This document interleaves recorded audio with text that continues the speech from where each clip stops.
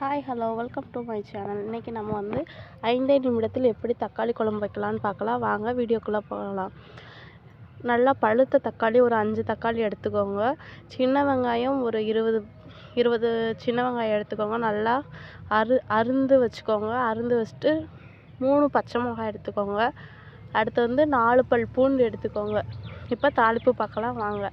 கடாயில் நல்லெண்ணெய் ஊற்றி கடுகு, கருவேப்பிலை, நம்ம அறுத்து வச்ச சின்ன வெங்காயம், பச்சை மிளகாய் எல்லாம் போட்டு பொன்னிறமாக வர வரைக்கும் வதக்கோங்க. அடுத்து வெள்ளைப்பூடு போட்டு நல்லா வதக்கோங்க.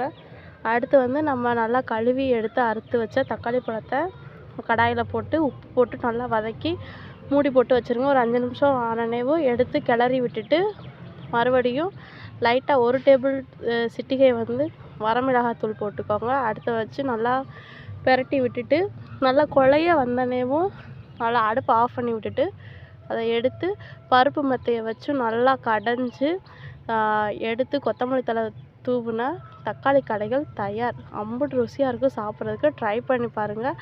அதுக்கு முன்னாடி நம்ம சேனலை வந்து லைக் பண்ணுங்கள், ஷேர் பண்ணுங்கள், சப்ஸ்கிரைப் பண்ணுங்கள்.